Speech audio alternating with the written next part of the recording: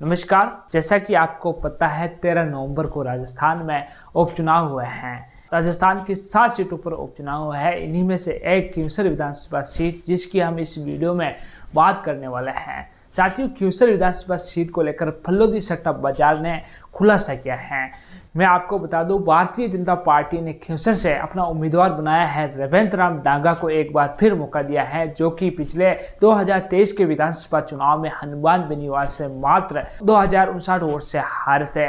यह हार का अंतर बहुत ही कम था, इसीलिए भारतीय जनता पार्टी ने एक बार फिर रेवंत राम डांगा को मैदान में उतार दिया है। इसी प्रकार आरएलपी पार्टी ने हनुमान बेनीवाल की पत्नी कनिका बेनीवाल को अपना उम्मीदवार बनाया है। हनुमान बेनीवाल को शायद ऐसा लग रहा था कि जिस प्रकार लोगों ने मेरा साथ दिया है, जनता ने मेरा साथ दिया है, उसी प्रकार मेरे को समझकर मेरी पत्नी को लोग वोट देंगे। इसीलिए हनुमान बेनीवाल ने अपनी ही पत्नी को मैदान में उतार दिया है। वहीं कांग्रेस पार्टी ने अपना उम्मीदवार बनाया है रतन चौधरी को।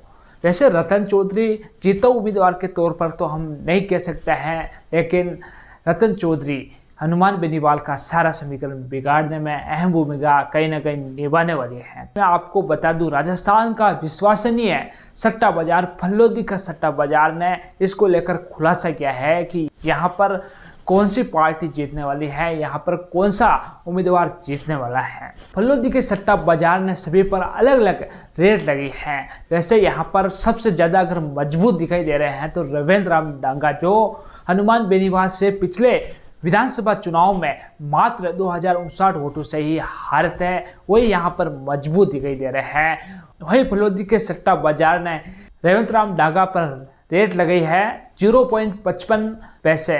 वहीं कांग्रेस पार्टी के उम्मीदवार पर फल्लोदी के सट्टा बाजार ने रेट लगे हैं 5 रुपये और आरएलपी के उम्मीदवार पर फल्लोदी के सट्टा बाजार ने रेट लगे हैं 1 रुपया।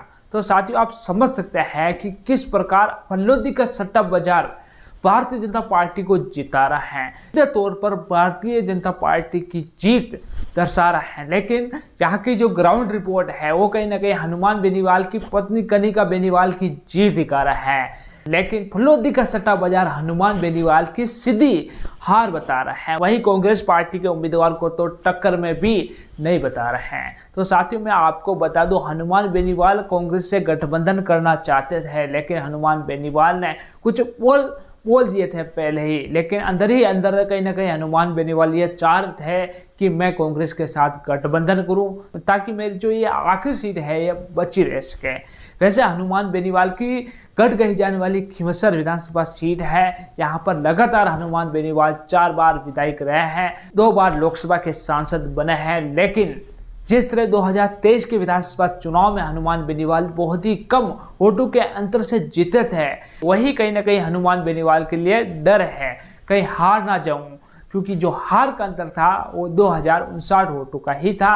वही भारतीय जनता पार्टी का उम्मीदवार रेवंत राम डांगा ही हनुमान बेनीवाल के सामने थे। इसी बात का डर हनुमान बेनीवाल को दिखाई दे रहा है। फल्लोदी के सट्टा बाजार ने ही इसको देखकर ही आकलन लगाया है, क्योंकि जब हनुमान बेनीवाल 2023 के विधानसभा चुनाव से जो पहले विधानसभा चुनाव हुए हैं उनमें जो जीत का अंतर था वो बहुत ही ज़्यादा था।